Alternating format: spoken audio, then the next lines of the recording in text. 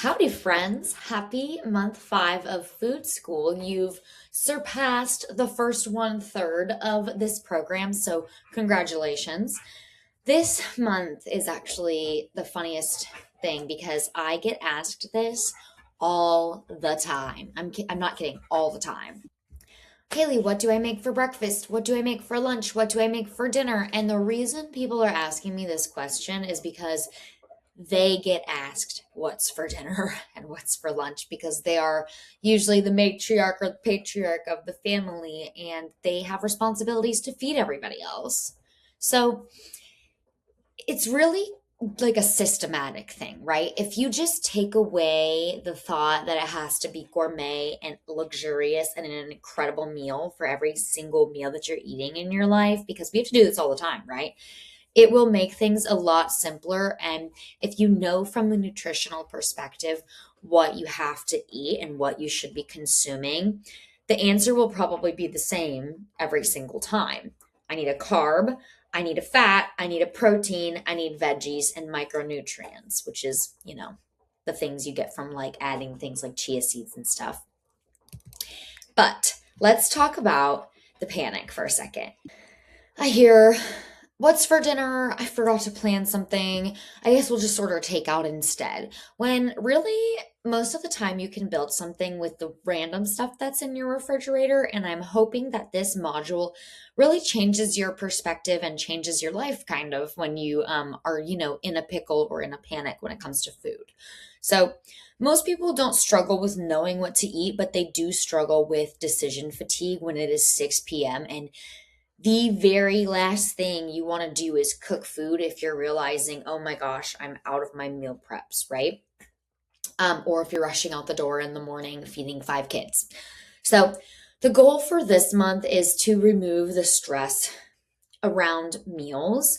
And like I mentioned before, not every meal has to be an amazing, like taste bud explosion, incredible tasting thing. It is systematic, but also not every meal has to taste like garbage or be 100% spot on perfect in your nutritional value of it. That being said, there are times when you're just in a bind and there's no other option. And you got to go with the easiest, or you got screaming 3 kids in the back and there's no choice, right? So, as long as those periods aren't 90% or even 50% of the time, they're more like 20% of the time, you will still see success around your nutritional planning. Cooking confidence. This is something that I relate to a lot personally because I'm the worst at cooking, and I have a few hacks for you when it comes to making things that are healthy but also taste edible.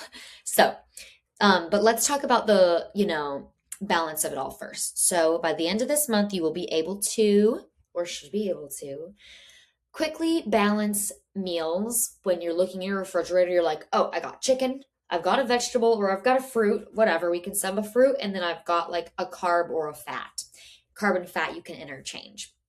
You should be able to cook several reliable meals without recipes. Now, I'm caveating this because there are like 4 staple meals that I personally have.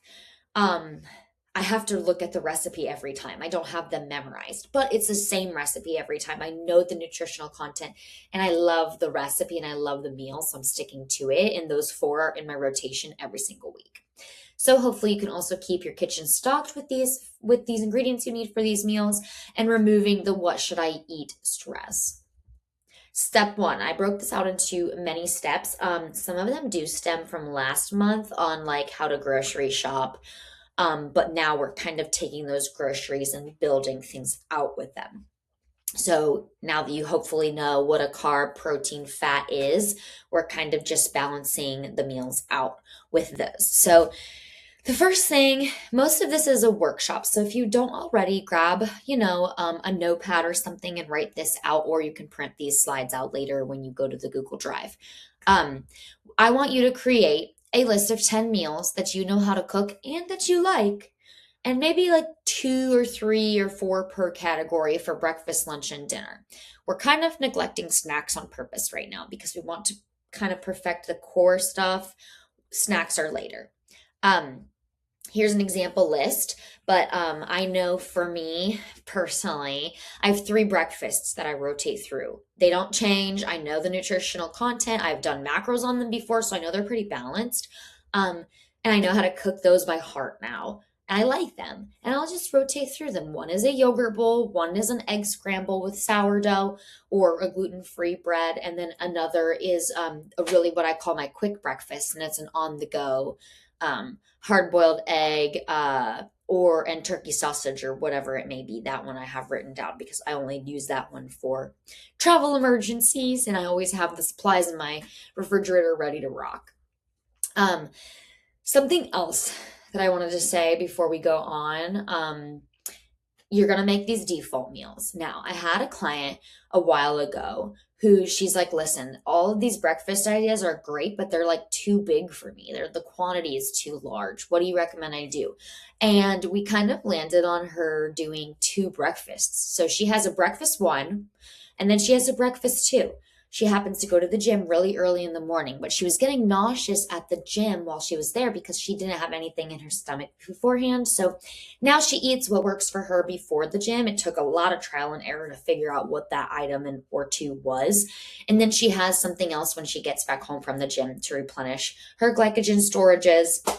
And then she has her lunch and dinner and she has some snacks in between. But I just wanted to remind you that take away like the societal norms of what things need to be and customize them to you. She said she would have never thought of two breakfasts if I didn't say, hey, let's split it or let's split some stuff up into two mini meals. Maybe you're somebody that eats one big meal a day. We have to work with that and make sure you're getting optimal nutrients. So, that being said, that's something you can message me about, but I wanted to just share that with you before we move on. Okay, step number 2 is use this little meal builder formula. It's not fancy. You should probably have it already in your head because I've been repeating it so many times, but build your protein, carb, fat or veggie, or fruit or veggie, excuse me, and fat on your plate. Now, there are plate diagrams that you can look up online, but like sometimes all of our plates are different sizes and stuff. But just think of the formulas we did at the beginning. I think it was module 1 where I had hand portions of like carbs were this much, protein was your palm, fats were your thumb, vegetables was literally as much as you could handle, stuff like that. So go back to that module if you want to look at the hand portion sizing for these meal builders, but this is going to help you get to something like this. So I think I put them in order. So my protein here is eggs, and usually some egg whites. I like to balance it out because eggs do have a little bit of fat that they carry with them. Toast is the carb, fruit, and then avocado is my fat. Same structure here. Same structure here. These are not obviously all just breakfasts. I would have this one for lunch. But ideally, using this structure when you don't know what to cook is really helpful because you can look with your eyes, see what you have in your pantry and your refrigerator and your freezer. Don't neglect the freezer. I always keep emergency stuff in the freezer. Like Aldi has shredded chicken and shredded pork, I think, and I just keep boxes of them. They're like this big in the freezer, and it's my emergency meal. You can make a Chipotle at home bowl with either of those. Just an example. And then step 3, obviously, stock your kitchen. So when you have these written out, obviously you can work backwards. I'm not going to go into depth on all of this because that was last month's module, but your kitchen should always allow you to have 5 to 10 quick meals because you are only as prepared to make those meals as you are with ingredients you have at hand. You don't want to be at 7 p.m. cooking dinner and realize you have to run to the store because you don't have any avocado oil or whatever it may be. So that is my top tip is start with your stocking of your refrigerator and go to last month to see how to do that. Then step 4 is planning your week. So I maybe would even say you could do this at the beginning, like when you're doing your core meal list, you can break these out into what days you're going to have them, because that'll help you plan your entire week. But this is how I plan them out. Sometimes I'll do in my phone notes, or you can write this out on paper. You could do meal one, meal two, meal three, meal four. I wrote that as an example because of my girl who does the two breakfasts. We just started calling them meals. Um, but I write on my notes app BLD, breakfast, lunch, dinner, BLD. BLD. Sometimes I'll put an S in there for snacks if I feel like I'm lacking that week and need to really work on my snack game. But this is really a rough guideline. For example, if I'm having taco bowls on Tuesday and Thursday, sometimes I might accidentally be like, oh, I want taco bowls on Wednesday. So we're going to have them on Tuesday and Wednesday. And then I flip flop things. Just know that it is okay to pivot throughout your list and like flippy flop things as your week goes on. But if you're writing this out, I promise you this is going to help you, because then you take these and you have to cook them, right? You have to make them, or at least the components of them, so that they're easy to assemble in the evenings and then also for your lunches. So, talking about cooking. Cook once, eat multiple times. This is so important. People don't think of this until it's too late. I just this morning made some turkey sausage, and I only eat two at a time, but I made like 14, 13, or 14 of them. I'm going to have them, and Dean's going to have them. Like, we're going to be continuously eating on those. So there are components of meals that if you know you're going to eat multiple times, you love it, you can throw it in another meal, make extra. That's literally going to carry over into your lunch the next day. This is something I love talking about, and I always send things to my friends because they're like, what do I make? I don't know. Just make a giant crock pot if you want. Eat on that for 2 lunches and 2 dinners in a row. Freeze some, marinate all the meats you want, and then just slap them in a pan when you're ready to cook. And you should have some extra rice or some other extras on the side. Leftovers are your friend. Now, if you don't like leftovers, I have a couple people who are very averse, taste bud wise, to leftovers. That is where we have to find other ways to cut corners. And that could be individual servings of rice cups, so you only have to put them in the microwave every time. Single serve frozen roasted veggies that you can cook in the microwave again every time, or on the pan, or something easy though. You don't want to have to cut the entire head of broccoli up. You want it to already be cut and seasoned, and then just plop it in something, whether that be steaming, microwaving, putting in the oven to roast. So message me if you have some aversions to extra leftovers, but that is my top 2 tips for those options. Leftovers you can make into wraps, salads, quick mini meals, lunch bowls. A tip here that I've been loving lately is that I found out that I absolutely cannot stand eating lunch. Like, I don't know what it is, but the concept of lunch, all I can think of is like a sandwich. And I can't sustainably eat a sandwich every day without feeling like I'm eating a roll of bread every single day. And that, obviously, I'm gluten free, so that adds up. And it also is just not sustainable from a fitness perspective where I'm trying to go. So I've pivoted to eating what I'm calling like an adult Lunchable or a snack plate, whatever you want to call it. And that's where I just rummage around and do like a girl dinner for lunch. I will put maybe some grilled chicken slices, some cottage cheese with a drizzle of honey, some cheese on the side, some nuts, fruit, a little salad, like just anything that I have, I'll make it into a little Lunchable. That has been game changing because it doesn't have to make sense. You're eating them all separately anyways. They're just tiny amounts of everything. So making a balanced snack plate is a great lunch option. You could also do that for dinner if you find that you have a little bit of a dinner aversion. Here's my other top tip.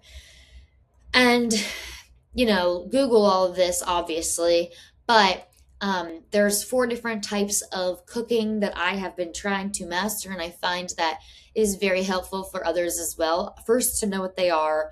Second, to just experiment with cooking things this way, and maybe keeping a notebook of what you actually like cooked and in what way you like it cooked. So, for example, I love hamburgers on the grill. Do I love them in the pan? No, like sauteing, or I guess just pan frying? No, I do not. So we always make sure to grill my burgers and have those ready for the week. That may look like this amount, really. Dean only likes sweet potatoes when they're roasted in the oven, and they have to be cut up into cubes like this. They can't be like sweet potato, like big, baked ones. So experiment with each type of food that you're trying to consume and how to cook it. Boiling, steaming, there's so many techniques, but learn at least 3 cooking methods. I feel like it really helps you learn yourself, but it also helps with your family. Like I have notes on Dean and I know what he likes to eat, and keeping things written down is super helpful. So maybe making a folder in your notes that includes, your favorite meals, your grocery list ongoing, the way people like things cooked, just really compiling all the food related nutrition stuff in one folder on your phone notes or on a notepad will be very helpful. Something that I do, I'm a horrible person to make up recipes. I'm not good at making up recipes for meals. Baking, I can do a great job. Throw sugar in there, you're good. Everything tastes good. But cooking like meals, I need to follow a recipe. So what I started doing recently is screenshotting recipes in whatever format I find them in after I make them and I find that I love them. One specific one is this salmon, garlic honey roasted salmon or something that I'm obsessed with. I've eaten it the last 7 weeks, at least twice a week, because we make so much of it, we have leftovers. But I noticed I would keep Googling the recipe and like trying to go find it. So instead, you can make a bookmarks tab. I personally screenshotted it because I have this phobia that of one day if the website crashes or if the link doesn't work again, I won't be able to find my favorite recipes. So I'll screenshot them and I put them in a Canva album, which is like a photo album. And I put the screenshots in there. So then I scroll back. So now you're building your own database to look back on of things you like to eat. Another example is I created a recipe for these protein balls and I was like, oh my gosh, these are so good, but I'm going to forget how I made them. So I wrote it down, put it in that same album, and now I can always go back to it. So almost making your own like heirloom cookbook. Great tip. Emergency meals. Always have food available for quick meals. I cannot say this enough. The freezer is your friend. The freezer is your friend. If you know you have a stressful week, plan for it. Because if you don't plan, you are going to fail.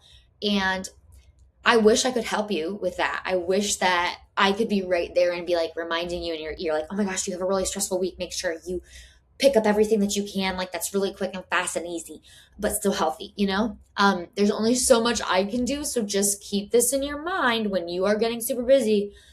If there's nothing to eat, you're going to have an issue. So make sure you are setting yourself up for success and doing it systematically in a way that you're like, okay, these are my six quick meals that are emergency meals and that they are available all the time for you. Okay. That was a pretty quick lesson this week. I'm really excited about this, but you do have a lot of homework. So last month, you were making your environment work for you. I made these really tiny so that you could see what this month's homework is. Make your environment work for you. Post a photo of your grocery haul, or you could send it to me in the chat. For the start of next week on the community page, you must include these. So this was the stuff from your grocery haul that I wanted you to have in your house. Now, we're going a little bit further this time. You can use AI to write your 10 meal list and then kind of tweak it to yourself if you don't like their ingredients or if you make it and you feel like you hate it. But you have stuff to do. You need to send me all of these things. Well, not all of them. You could just tell me your pantry is stocked with staples, but I want to see your 10 meal list. So send that to me via DM. Stock your pantry. You can send me a picture if you want. Plan 3 to 4 meals this month, like each week. So pick a day. I choose Sunday and I do that all the time. And then cook extras for leftovers and add new meals into your rotation. I put that one in there just so that you can start experimenting with cooking styles and also trying new recipes you find online. Is always super fun and might be something that kind of motivates you to find those 10 meals that you're going to put on your 10 meal list. If you guys have any questions, DM me in my training app. It is linked below if you are not already a member. So I hope that I see you there. There's a community page where everybody can chat together and you have 24/7 access to me. So I answer during business hours, but I will see you guys next time. And then I hope to chat with you soon and talk to you about your 10 meal list. Okay, bye guys.